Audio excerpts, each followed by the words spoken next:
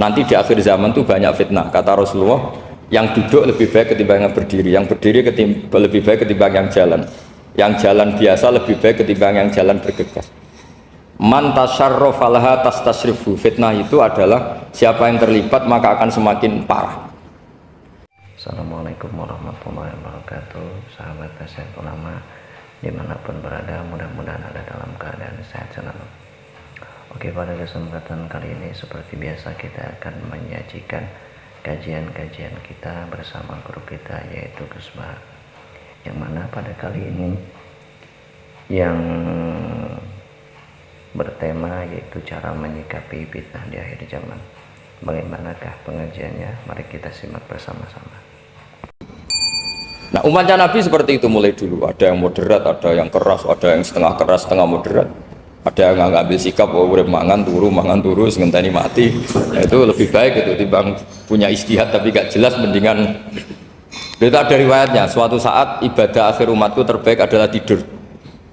Maksudnya tidur itu gak ngambil sikap, masyhur itu. Saya beri riwayat yang ada di Bukhari Muslim. Satakunu fitanun al-qa'id fiha khairun al-qa'im wal qa'im fiha khairun al-masi wal masi fiha khairun nasai.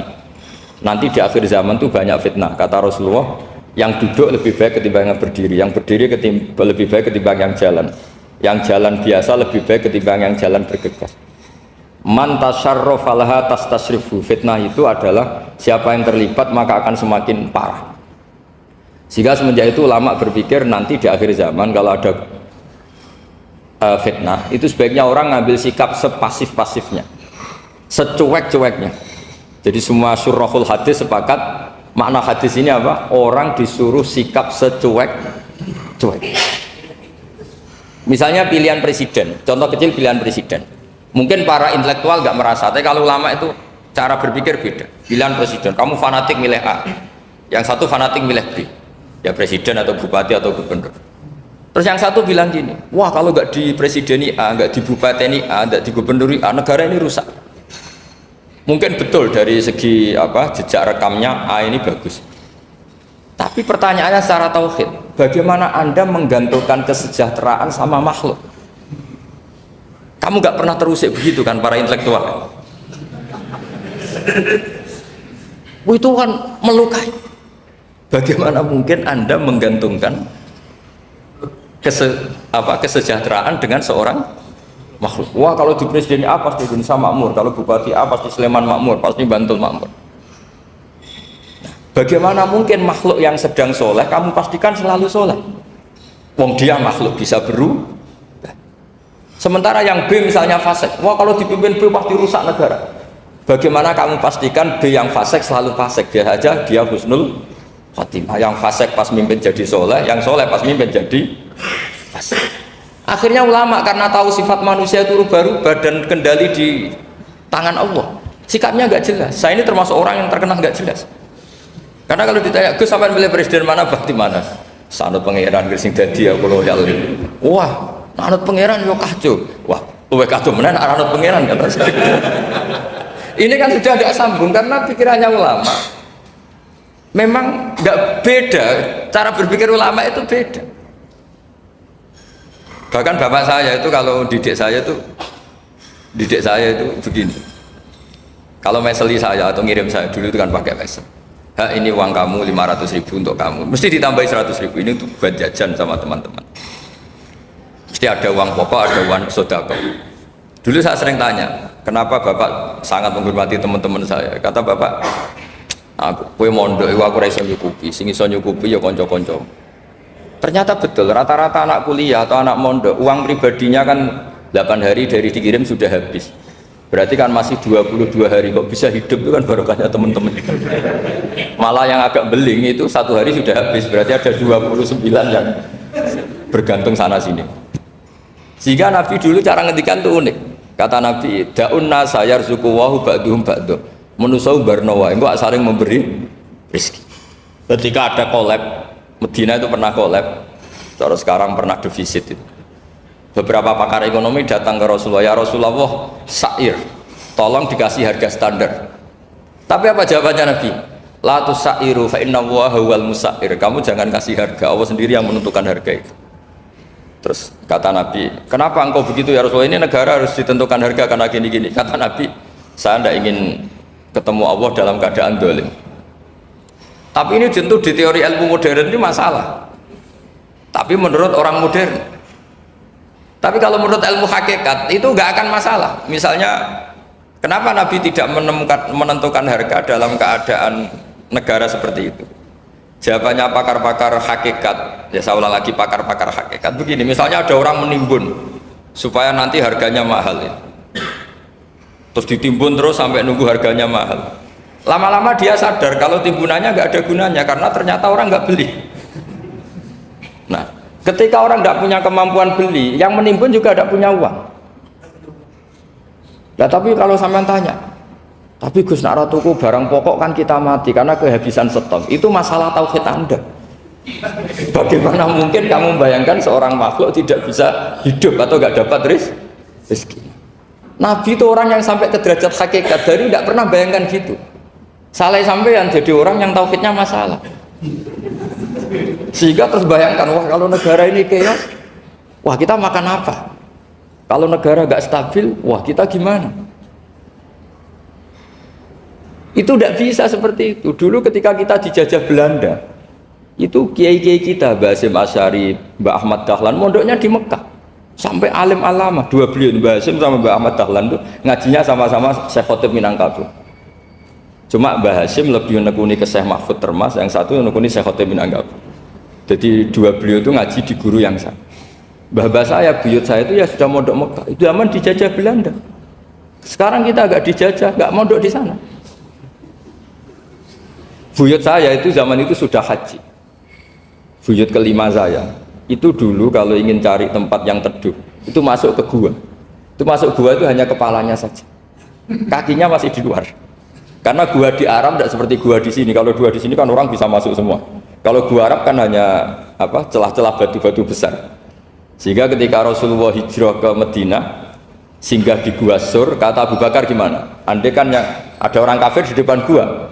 Kata Abu Bakar gimana? Andai kan mereka melihat kakinya pasti melihat kita, karena gua di sana itu satu tubuh tidak bisa masuk penuh. Kalau gua di sini kan ada yang mobil saja bisa masuk. Nah itu bahasa ya, kalau mau istirahat itu masuk gua, separuh badan di dalam gua, separuhnya masih di luar.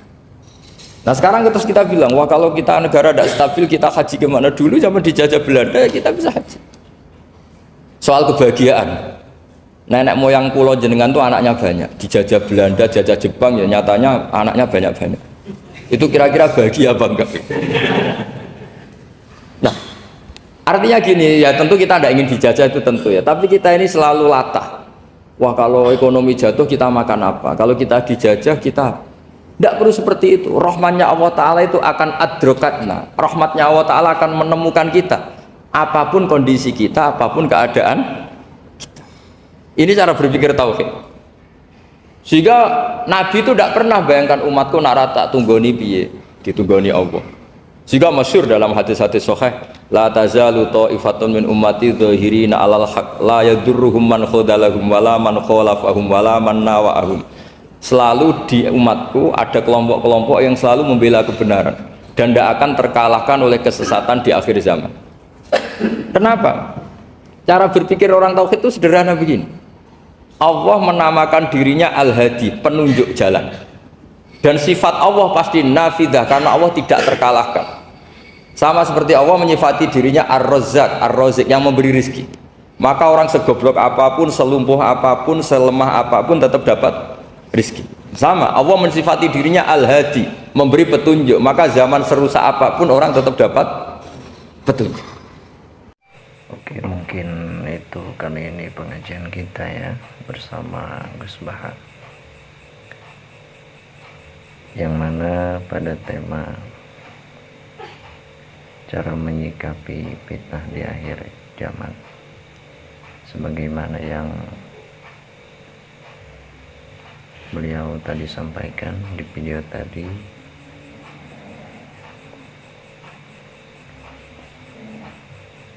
Cara menyikapi fitnah di akhir zaman. Kalau fitnah itu siapa yang terlibat maka dia akan semakin parah. Jadi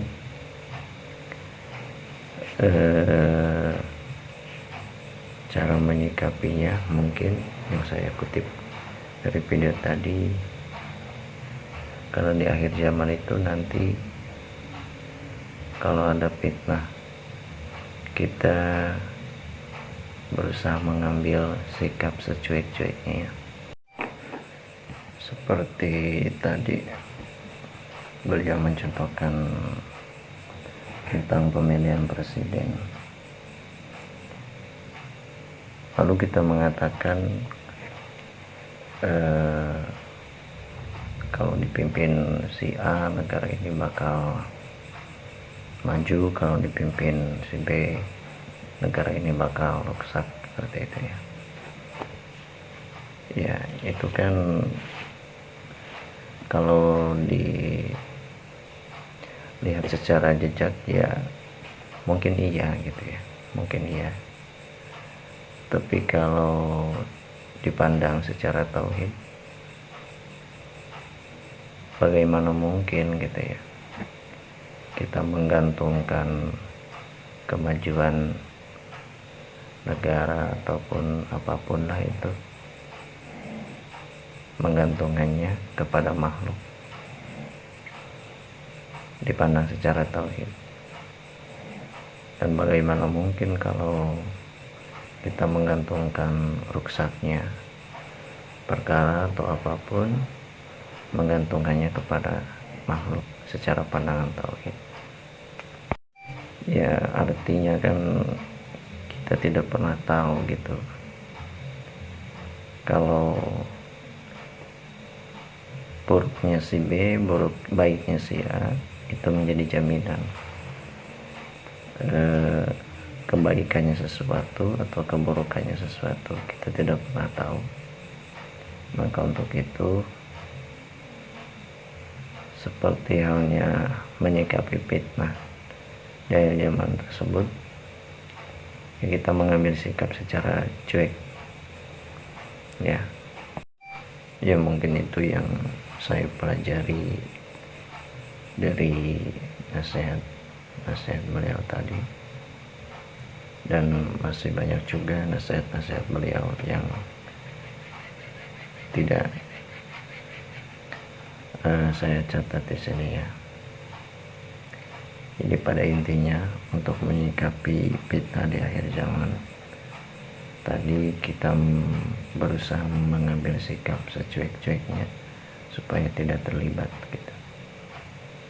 Ya bisa kita diputar lagi videonya biar lebih paham lagi, atau biar lebih mengerti lagi ya.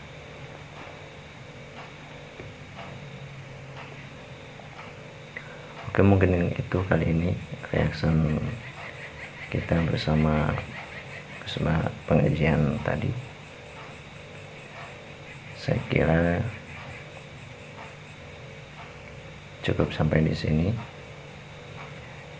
dan saya sebagai admin